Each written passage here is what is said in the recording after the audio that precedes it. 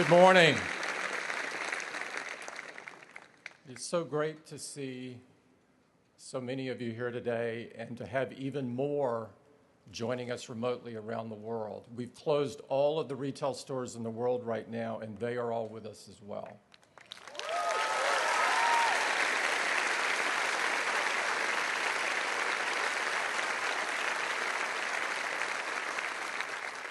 Before I get started, I'd like to recognize a very special guest. Steve's wife, Lorene Powell-Jobs, has joined us today. Lorene?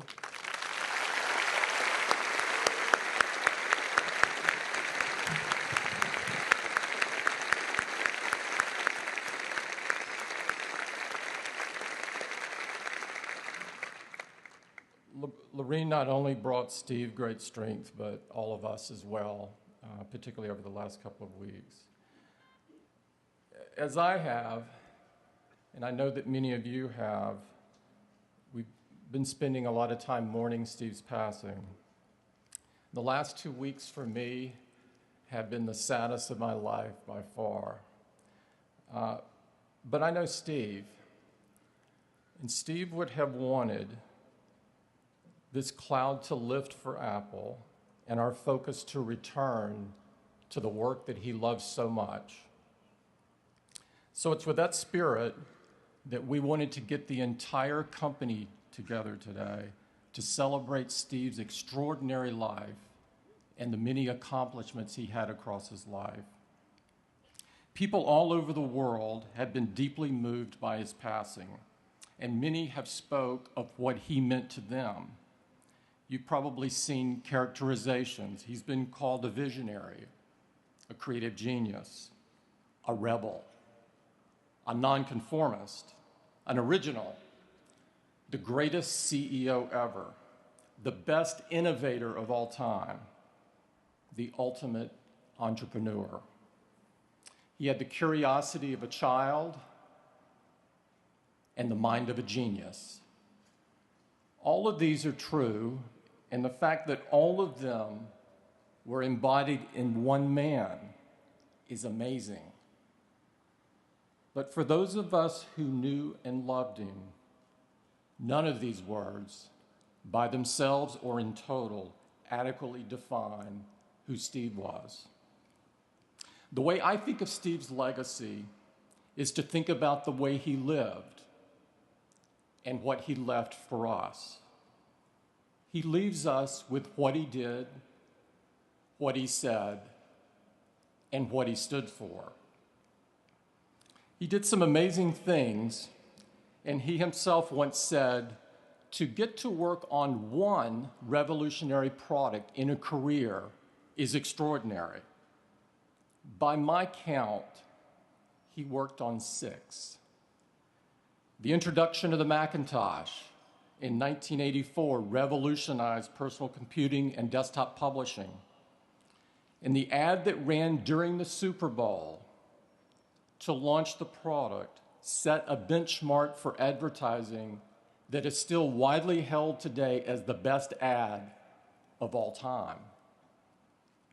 With iPod and iTunes, Steve reminded all of us of our love for music, changed the way the world listens to music, and along the way, changed the entire music industry.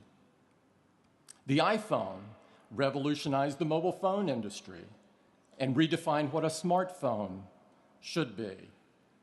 The iPhone would become the best-selling smartphone in the world, and many people around the world today can't imagine their lives without it.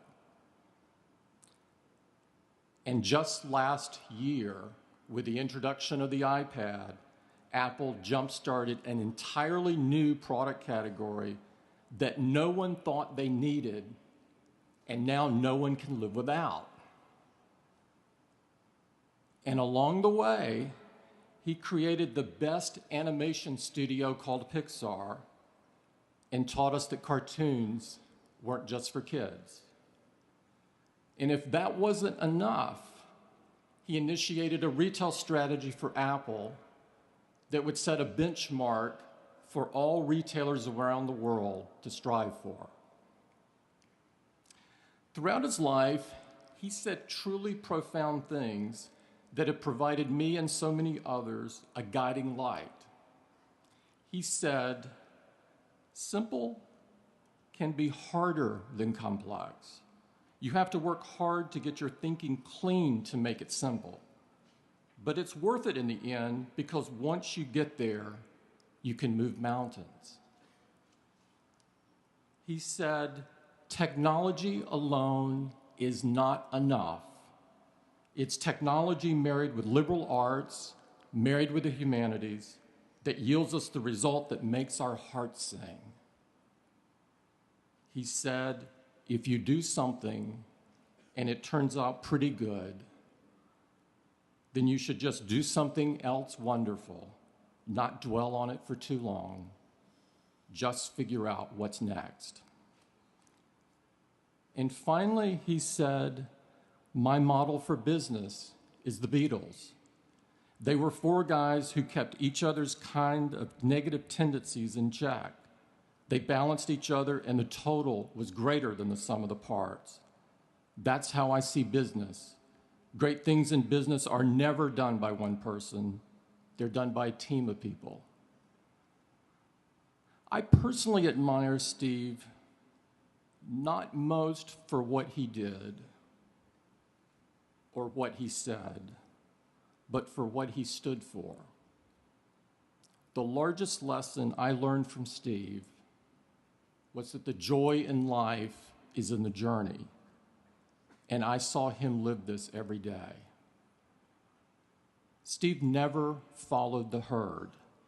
He thought deeply about almost everything and was the most unconventional thinker I have ever known.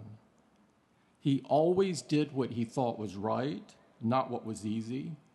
He never accepted the merely good. He would only accept great, insanely great. He valued beauty in everything and insisted that everything that Apple do be beautiful. He believed the future does not belong to those who are content with today and pushed himself incredibly hard and those around him to achieve more. This is the way he lived, and these are the things he leaves us: what he did, what he said, and what he stood for. But there is one more thing he leaves us. He leaves us with each other, because without him, Apple would have died in the late 90s, and the vast majority of us would have never met. Other than his family, Apple would be his finest creation. He thought about Apple until his last day. And among his last advice he had for me and for all of you was to never ask what he would do.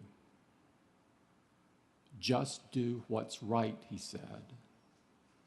He said he saw Disney paralyzed after Walt Disney's passing, as everyone spent all of their time thinking and talking about what Walt would want.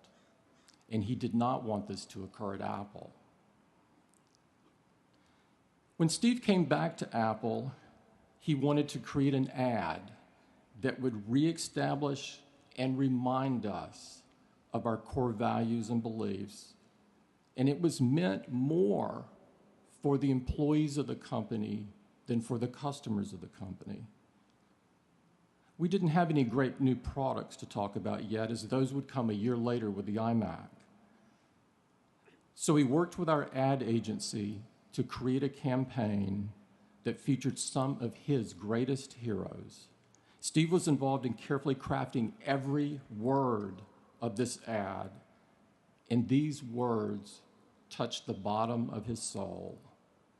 The version that we all watched on TV was read by Richard Dreyfuss, but what you may not know is that Steve also read a version but chose not to run that version because he did not want it to be about him.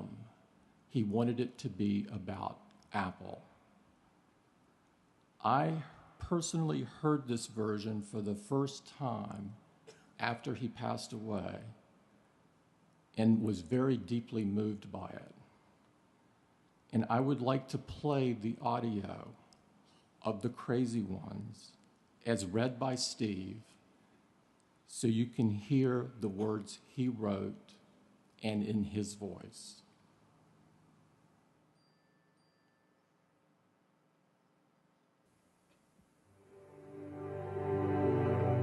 Here's to the crazy ones, the misfits, the rebels, the troublemakers, the round pegs in the square holes, the ones who see things differently.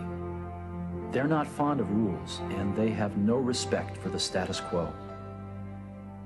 You can quote them, disagree with them, glorify or vilify them. About the only thing you can't do is ignore them, because they change things.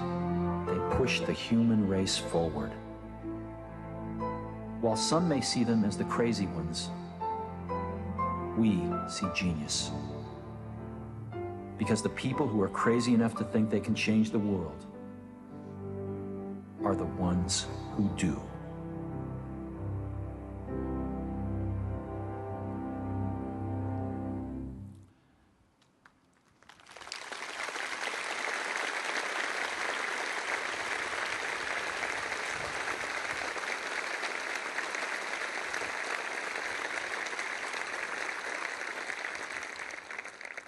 Let's join together for a moment of silence and reflect on what Steve meant to each of us and to the world.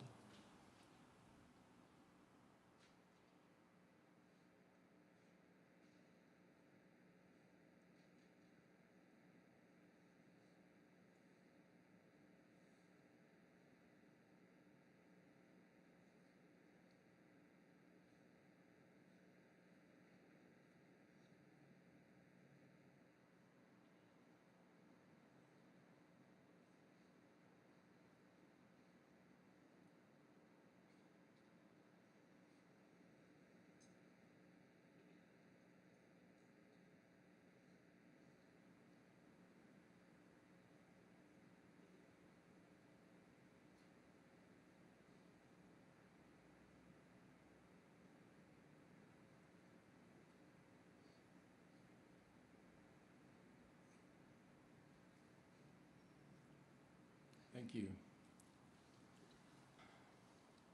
You know, looking out at everyone, Steve would have loved this. I can tell you that. I'd now like to introduce the next speaker. Bill Campbell was a longtime executive of Apple. Many of you know Bill. He's been a member of our board of directors since 1997, since Steve returned, and he is a very dear friend of Steve's. He is someone Steve often reached out to for advice and counsel, and his contributions to Apple and to the many individuals in Apple have been countless. He is fondly known as the coach, from both his days at Columbia as head football coach, his tireless efforts supporting local sporting teams, and his unselfish mentoring of so many of Silicon Valley's executives. We are thrilled that he's with us today. Bill?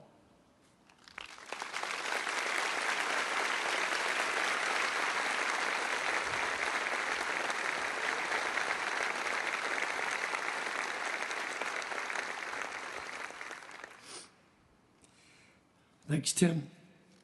Wow. Wow. I'm humbled by this.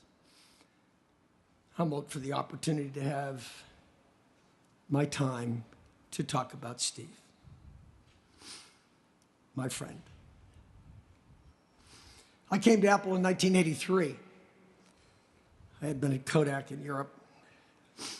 I worked almost immediately with Steve and his team on the Mac. Oh my goodness, what an experience. Steve challenged everything, forced me to have answers as to why. Experience didn't matter, great ideas mattered. Nothing is what it was. Not because he wanted it to be different. He just wanted it to be better. He wanted it to be great. Everything we did, every ad, every retail communication, every detail in every product, inside or outside, I learned and I learned from him. When I was in sales, he wanted the sales organization changed. He wanted the people in the sales organization to look like the rest of us. We had manufacturers rep firms that he was unhappy with. And we made a change in the summer and hired 400 people that matched his sense of what kind of people should be at Apple. Think about the brilliance of the Macintosh, the difficulty we had in getting it accepted. Think about the things that he did to make sure that the Macintosh was accepted in universities. The Apple University Consortium committed Macintosh penetration for generations.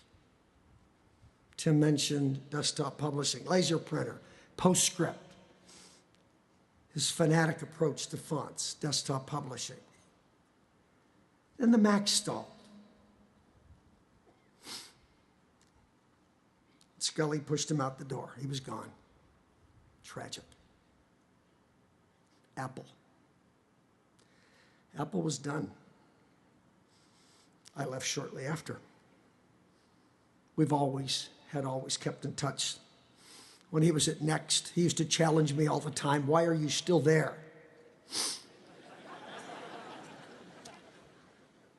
Taking your first class travel and limos to the airport. Get the hell out of there. Do something important. During that time, he met Lorraine, and it changed his life. And all of us here now participated in a miracle. Apple bought Next. He was back. And he allowed me to be part of it. August 1997. Then I learned even more. He changed. Yes, he had been charismatic, passionate, brilliant. But I watched him become a great manager, and I learned from that. Detailed in everything.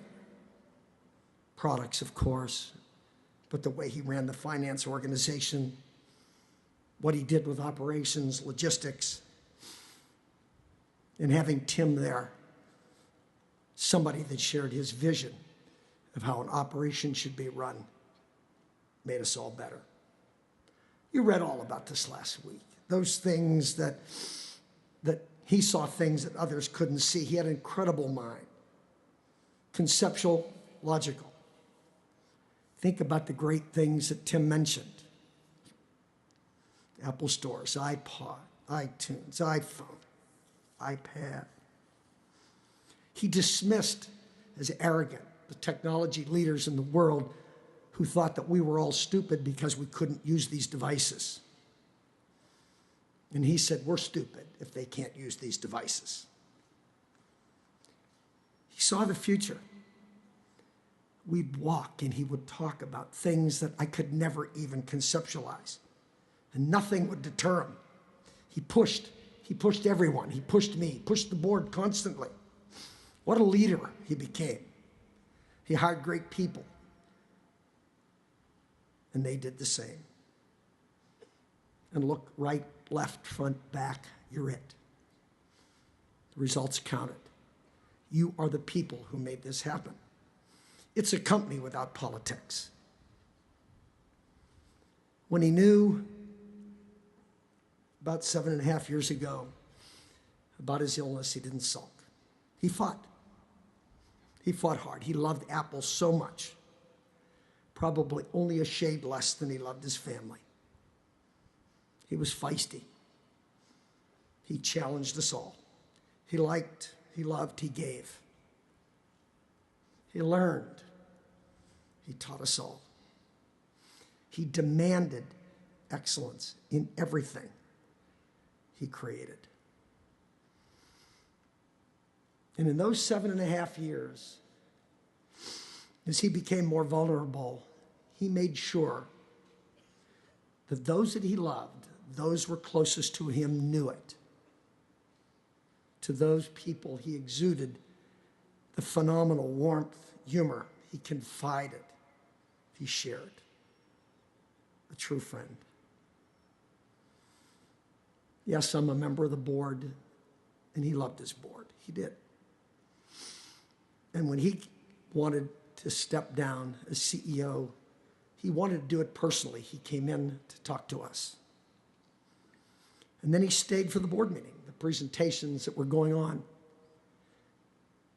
And he always had that wonderful warmth with us that we just were so attracted to him by. Scott Forstall was demoing the new phone. And he was demonstrating Siri. And Scott did it a couple of times, and Steve was across the room, and he said, "Let me have that phone." And Scott said, be careful now. I have this pretty much attuned to my voice. Give me the phone." So Scott goes around and hands him the phone. Steve asks a couple of benign questions, and then he says, "Are you a man or are you a woman?" And Siri came back and said, "They have not assigned me a gender, sir."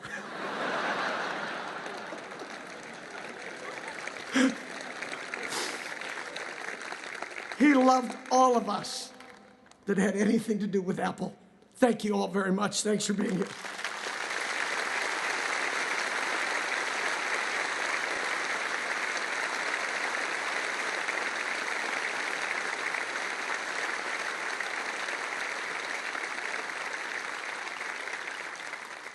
Thank you, Bill. That story on Siri is true. I witnessed that, by the way. That is not a made-up story. We are blessed today to have two really special musical guests to pay tribute to Steve. Our first is someone who Steve fell in love with her voice and her music even before she won 10 Grammy Awards and sold 40 million albums. We are so lucky she took time today to spend time with us and honor Steve. Please join me in welcoming our friend, Norah Jones.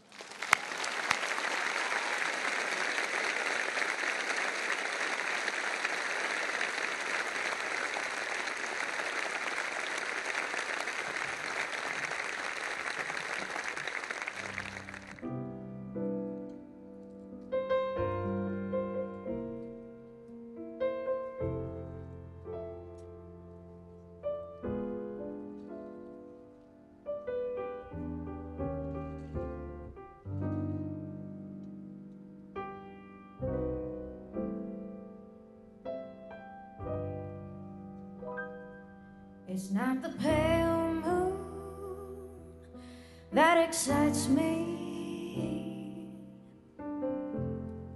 that thrills and delights me.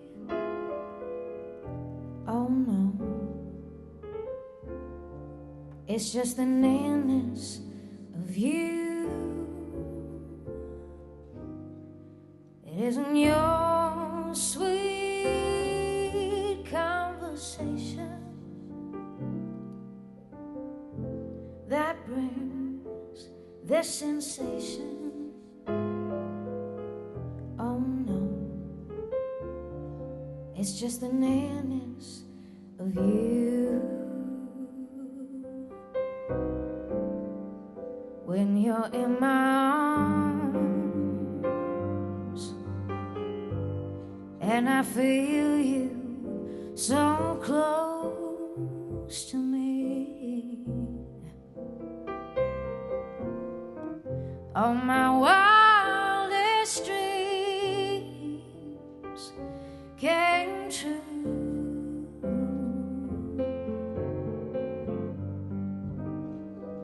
I need no soft lights to enchant me.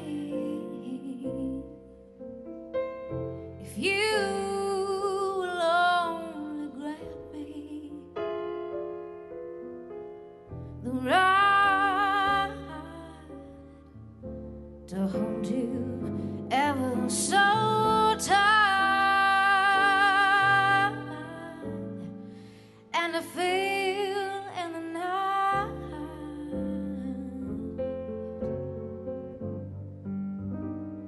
the nearness of you.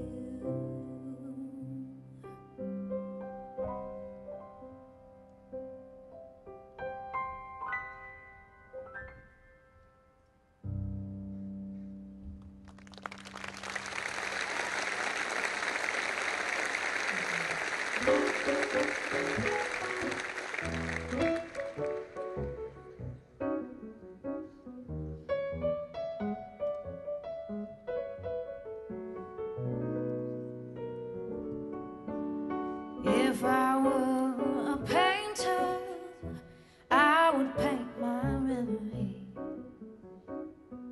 If that's the only way for you to be with me, we'd be there together, just like we used to be, underneath the swirling skies for all to see.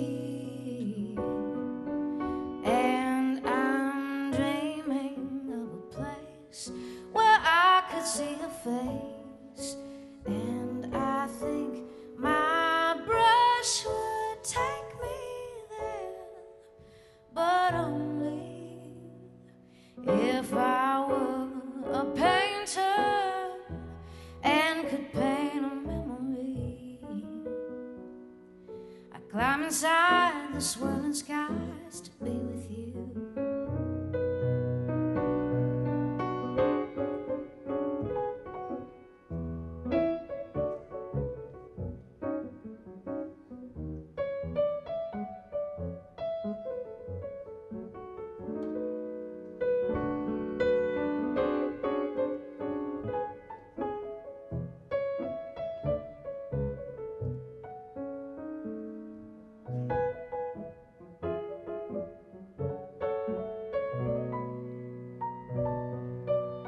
And I'm dreaming of a place where I can see your face, and I think my brush would take me there, but only if I were a painter and could paint a memory.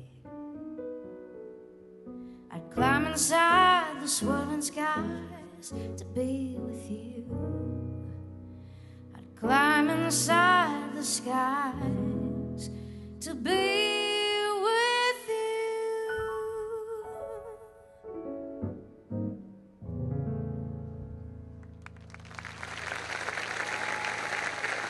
Thank you. Steve was a music lover. I think we all know that. And he was always very kind to me. And I know he loved Bob Dylan, so I'm going to do this Bob Dylan song.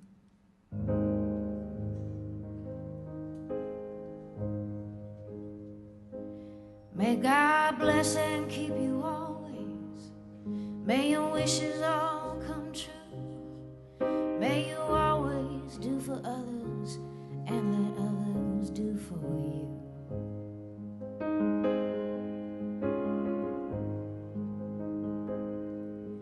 May you build a ladder to the stars and climb on every rung. May you stay forever young.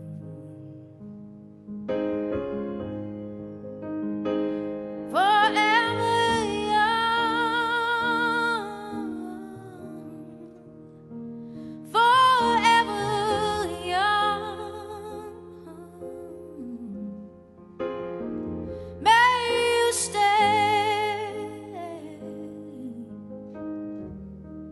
forever young.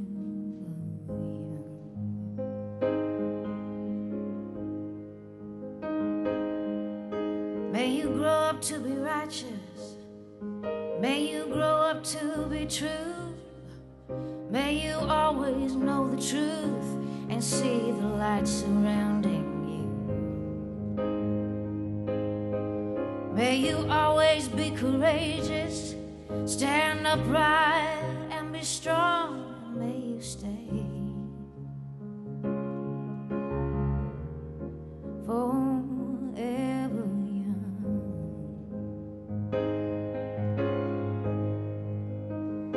Forever young.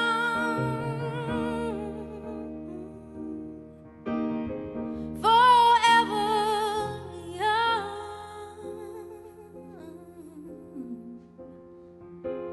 May you stay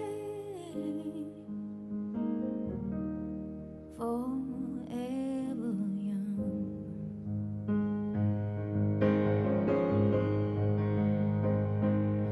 May your hands always be busy, may your feet always be swift, may you have a strong foundation when the winds of change shift.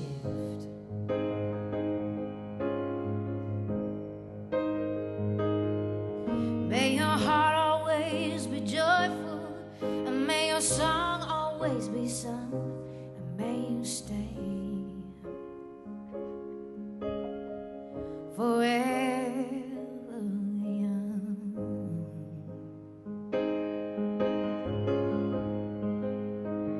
Forever young.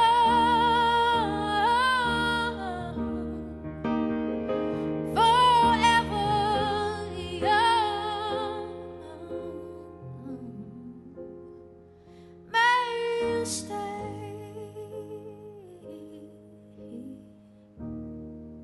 forever young.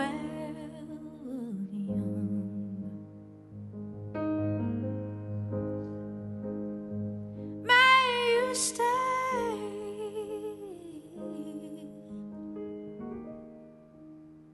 forever young.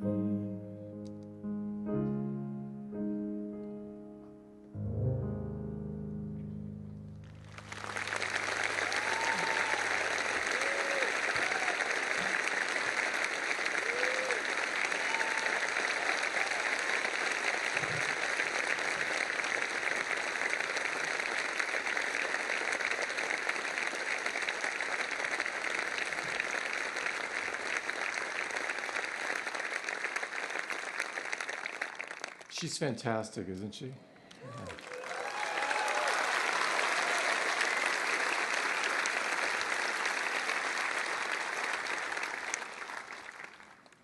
Steve built one of the best board of directors in the world and asked former Vice President Al Gore to join a little over 8 years ago. As many of you know, Al has been a champion for our environment for almost 40 years, well before it was cool to do so, and was awarded the Nobel Prize in 2007 for these efforts. He's been a very important advisor to Apple and a very good friend to the Jobs family. Please welcome former Vice President of the United States, Al Gore.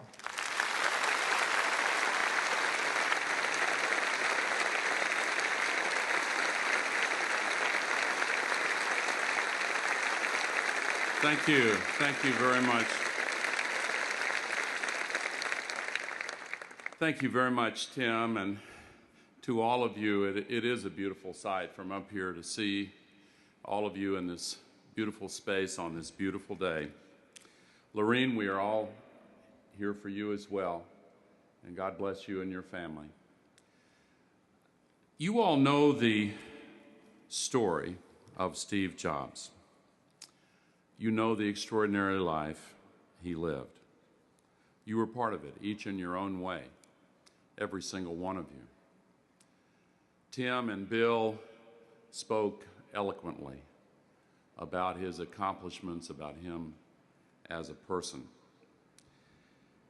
I want to spend just a few minutes talking about the emotions we've all felt and the outpouring that we've all experienced coming from all over the world, and what that wave of emotion means for Apple and what it means for each one of you.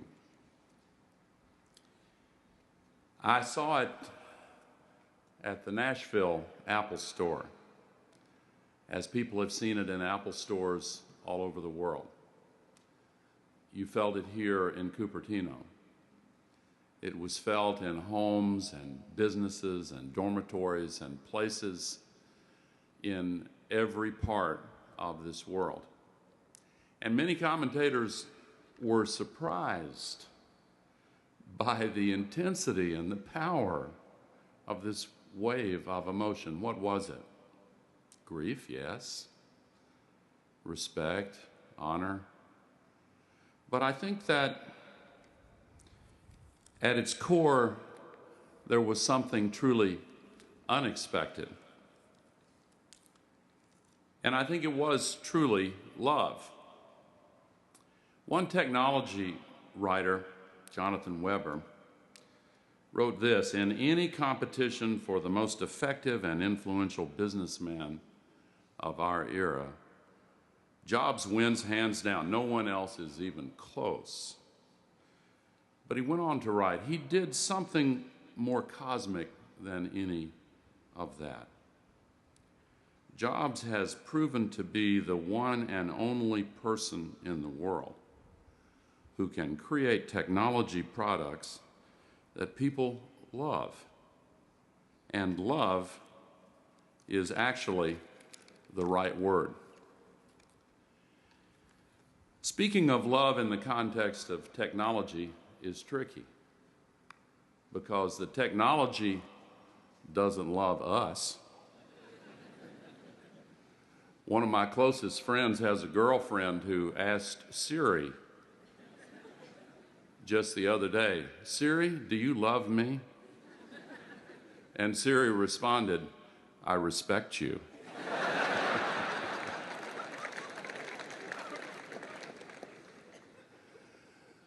But people can experience love in the use of technology that erases the barriers between them and what it is they want to connect to.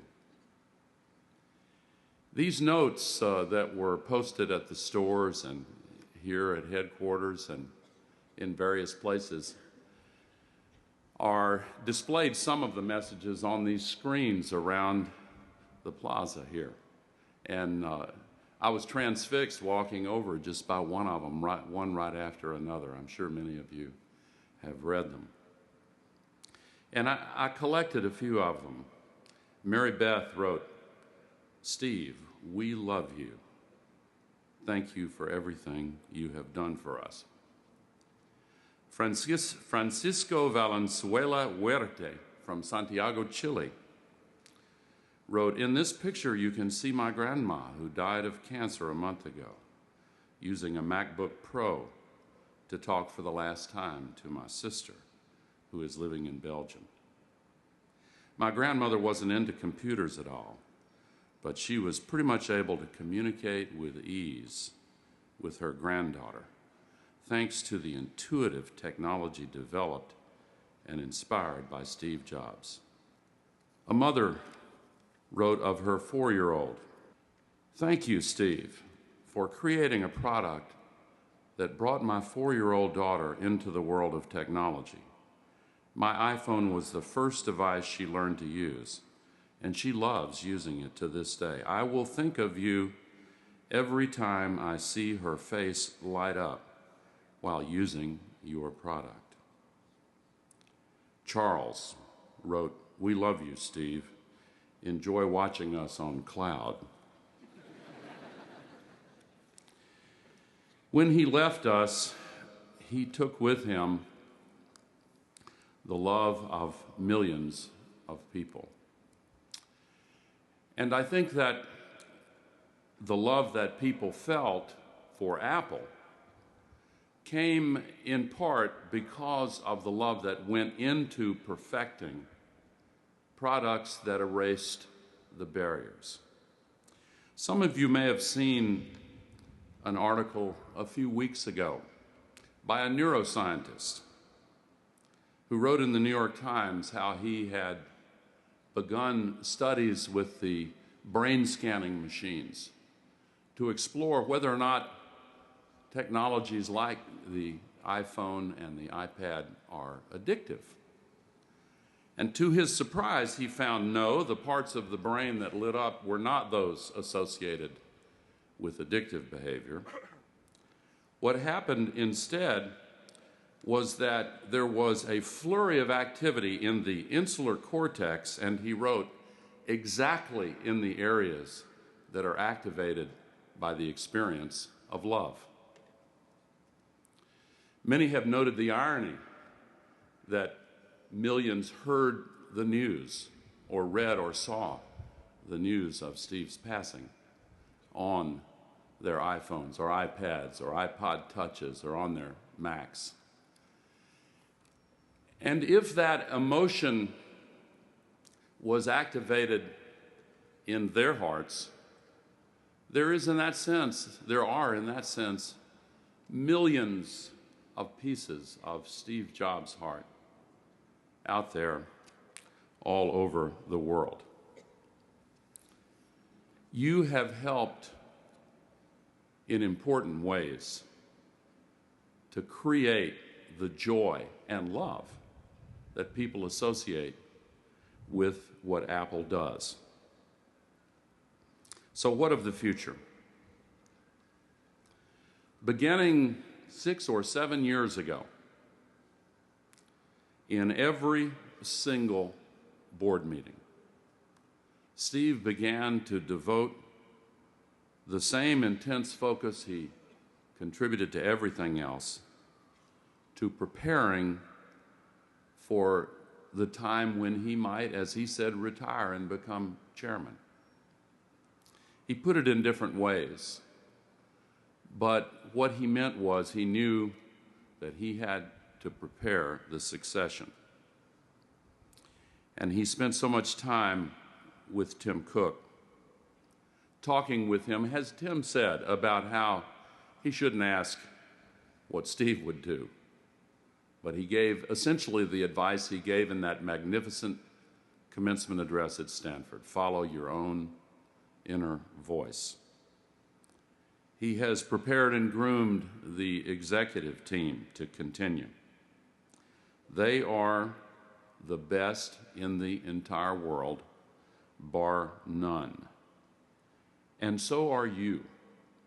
They and you have already proved it, and they and you will prove it again and again. If you love Steve, as I did, and if you are part of Apple, as I am, then you understand deep in your heart already what you must become, as Steve also put it. And you know that the best way to fully express and animate that love is to direct its flow full force into the creativity and passion that lives inside the insanely great products that you design, engineer, manufacture, and market. The ones that are connecting with the hearts and minds of millions of people today, and the new ones soon to come that millions of people will fall in love with all over again. One of the messages on the screen I was watching on the way over here said, "Steve, you left not just new technology, but a spirit."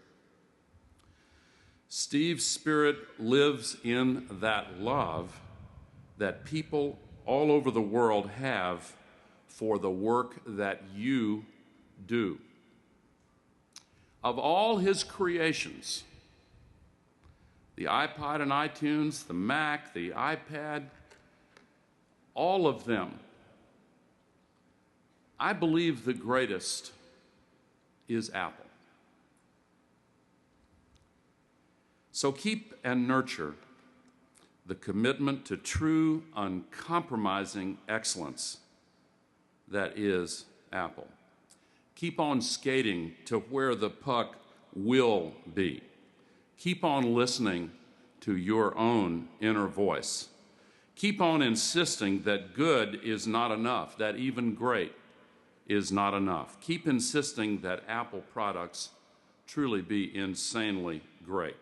Keep making what people don't even know yet will transform their lives for the better.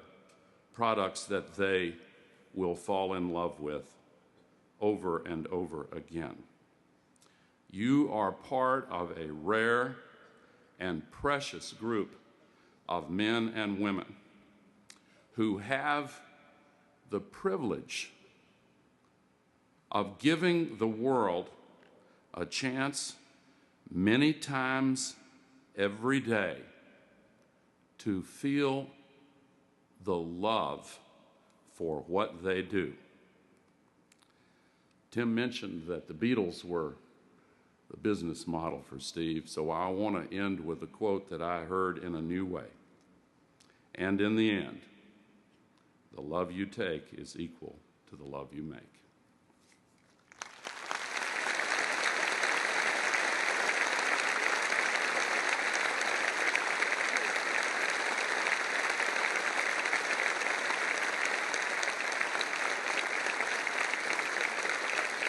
Thanks, Al. Johnny Ive, who really needs no introduction in front of this group, our Senior Vice President of Design, and Steve shared a very special relationship, both personally and professionally. They were very close friends, and many of you probably saw them having lunch together in Cafe Max, talking about the latest product ideas. Johnny's been with Apple for almost 20 years, leading the best design team on the planet, and has contributed to our most innovative products. Johnny has some things he'd like to share with you today. Johnny?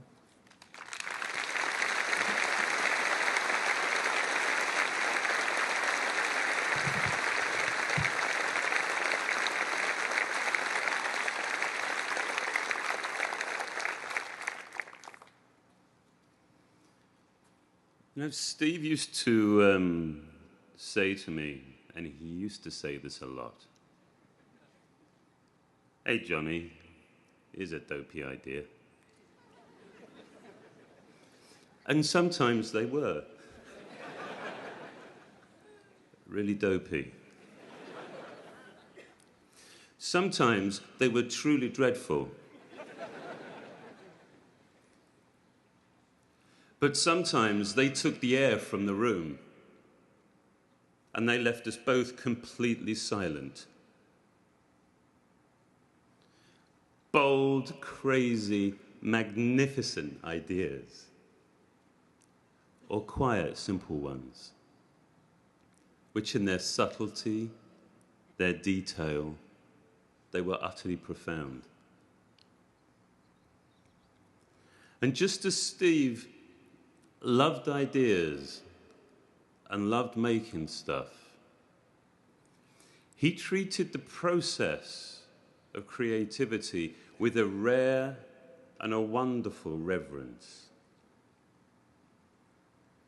You see, I think he, better than anyone, understood that while ideas ultimately can be so powerful, they begin as fragile, barely formed thoughts, so easily missed, so easily compromised, so easily just squished. You know, I loved the way that he listened so intently.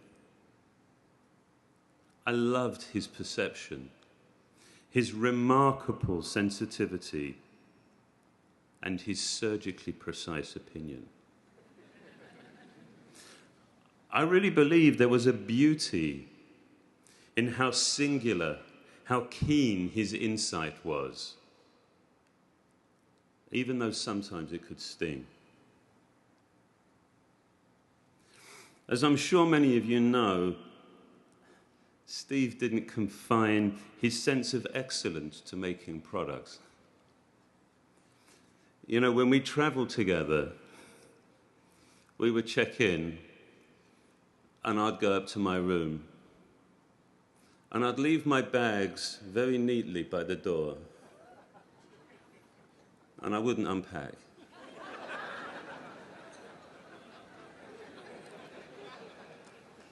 And I would go and sit on the bed. I would go and sit on the bed next to the phone. And I would wait for the inevitable phone call. Hey, Johnny, this hotel sucks. Let's go.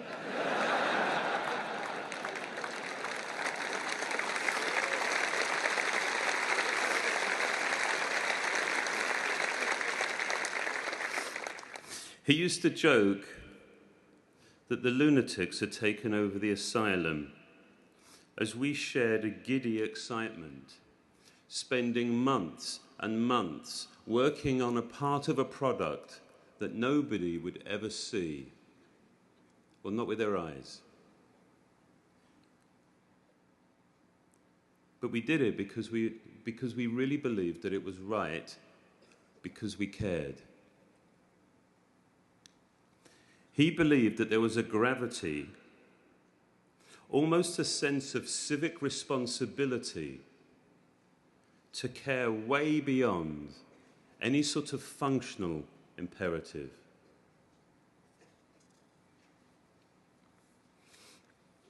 Now, while the work hopefully appeared inevitable, appeared simple and easy, it really cost.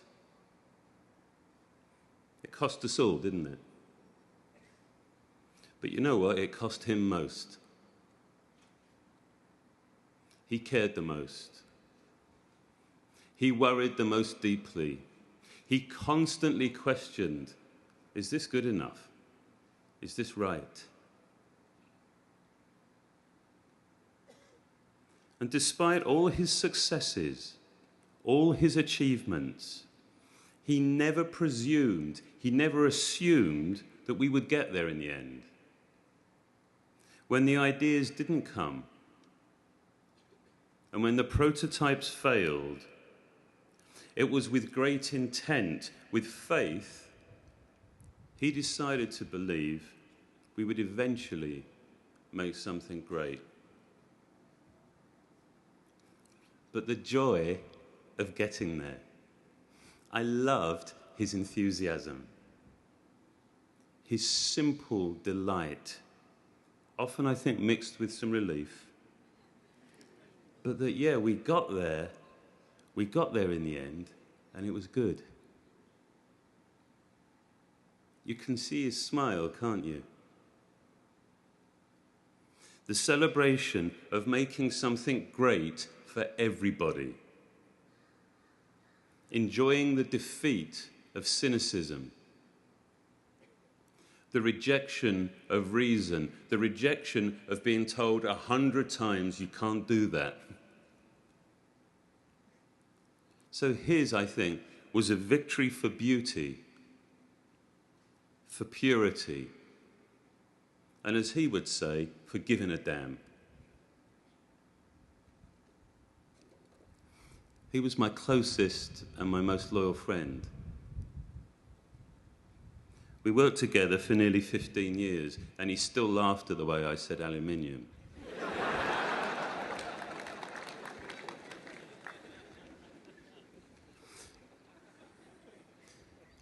For the past 2 weeks, I think we've all been struggling to find ways to say goodbye. This morning, I simply want to end by saying thank you, Steve. Thank you for your remarkable vision, which has united and inspired this extraordinary group of people. For all that we have learned from you, and for all that we will continue to learn from each other, thank you, Steve.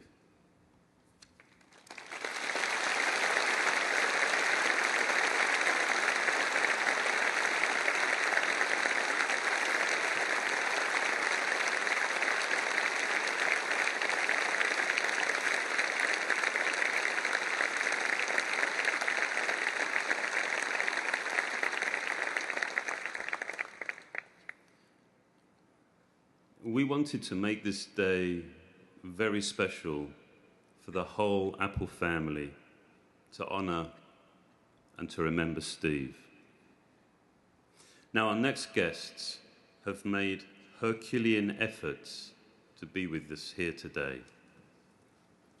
We are so very grateful that they have moved very, very big mountains to join us.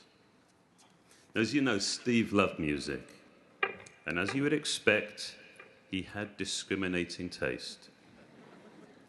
He loved their music, and he watched them grow over the years into one of the biggest bands on the planet.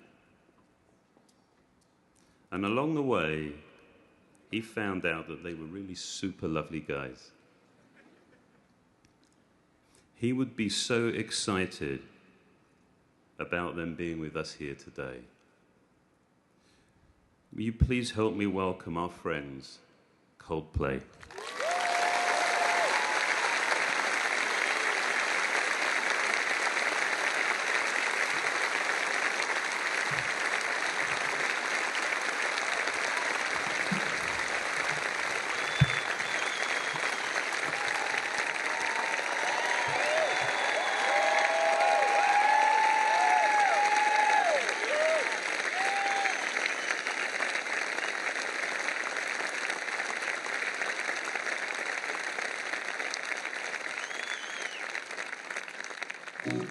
Thank you so much, everybody. What a treat to be here. We played this song for Steve 10 years ago, and he said it was shit. He said we'd never make it.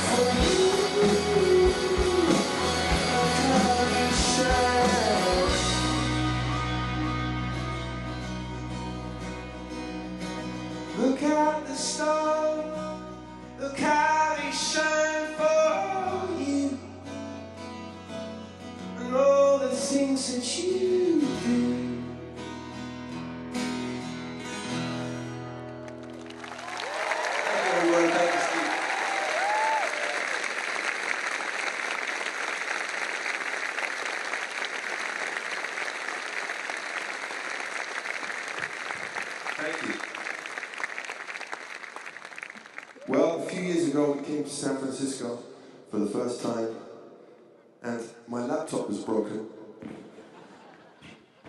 And we were playing the Shoreline, which is around the corner, and I said, my laptop is broken, I need somebody to fix it. And a guy called Jimmy, who we now know very well, said, well, that's convenient because Steve Jobs is in your dressing room. So I said to him, listen, I've got a point to pick with you. My G, whatever it was, is bust. And he simply turned the power switch and it was fixed. And he charged me $3,000. So he was a businessman at heart, but a lovely fellow. And anyway, to return the favour, he also let us do iTunes commercial, which most of you helped us do. And we're going to play the song from that now. Please, take it away.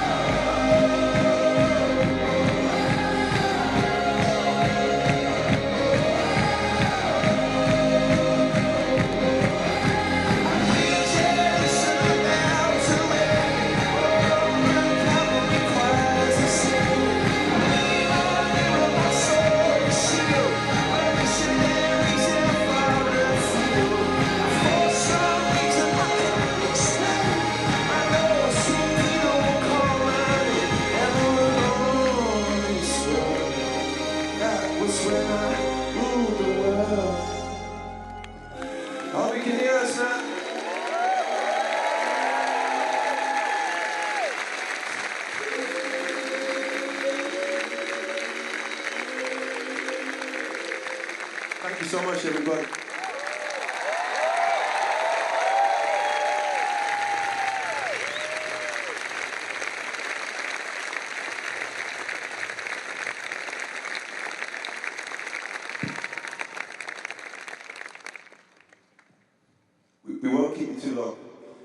Steve wants you to get back to work. I'm going to name drop in a big way now. Last week we were in South Africa, and the news came through about Steve, and everybody was very sad, of course. And it happened that the big man himself, not God, Bono, was in South Africa also. And we talked about Steve a lot and how much he'd been gracious to both of our bands. And this is called Fix You.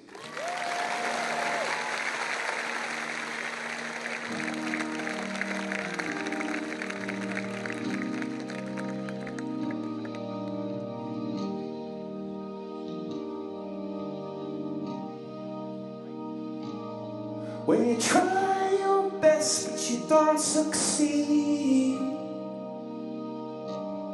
when you get what you want but not what you need, when you feel so tired but you can't sleep, stuck in reverse,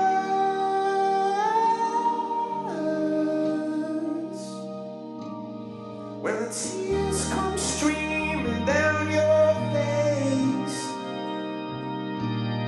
'cause you lose something you can't replace, when you love someone but it goes to waste, what could be worse?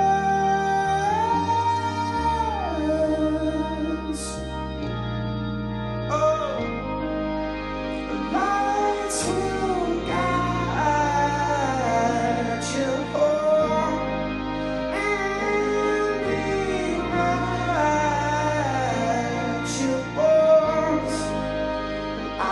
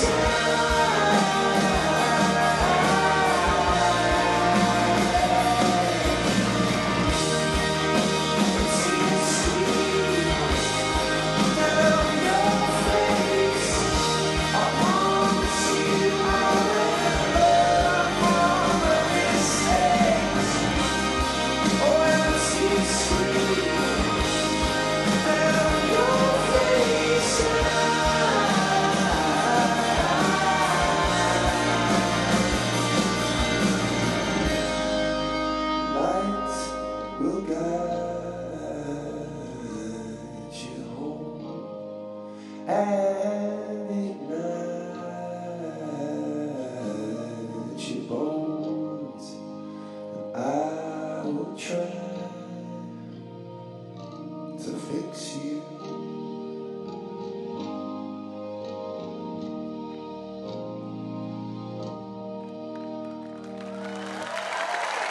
Thank you, everybody.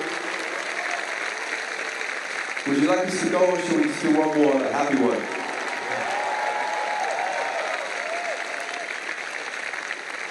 I don't know if that was a yes or a no, but we're going to stay. Okay, well, this is our last song, and then we'll leave you to it. Thank you so much for having us, and I know it's an emotional day for everybody, for us too, and this is our last song. This is about grabbing every day and treating it like your last, which I think Steve embodied more than anybody. That's all. Goodbye. Have a great day.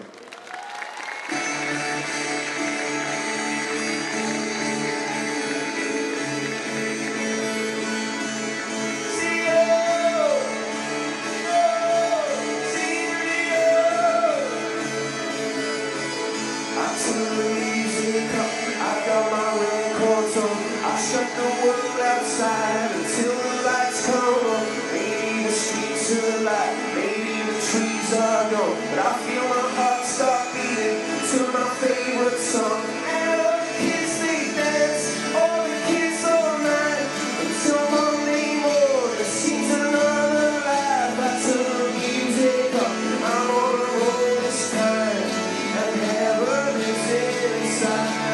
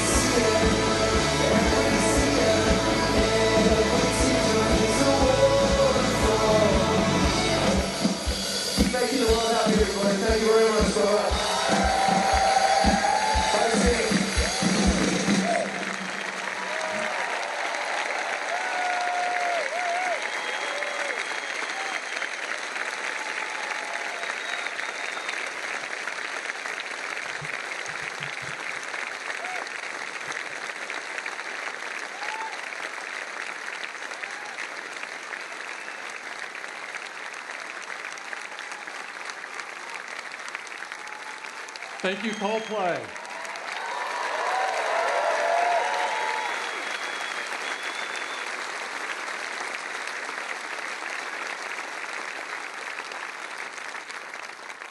That's a tough act to follow. Steve made our world a better place, and he left his fingerprints all over society, all over the world. He also leaves behind a company that only he could have built, and a spirit that will be the foundation of this company forever. There's no words in the Webster that will express the sadness or our gratitude for the opportunity to have worked with the world's best genius. Steve, we will miss you forever,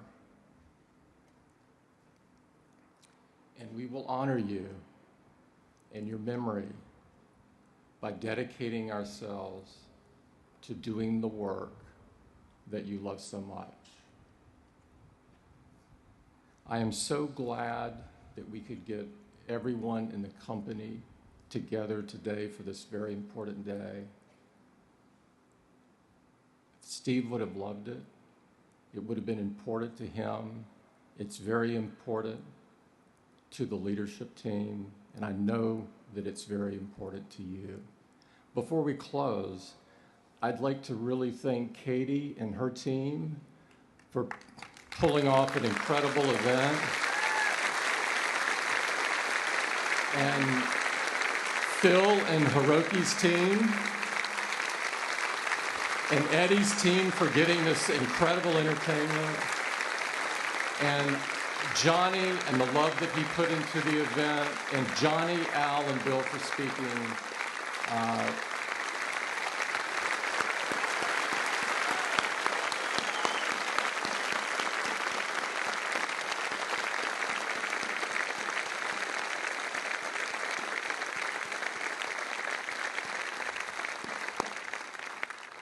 And thank all of you for joining us today. Thank you.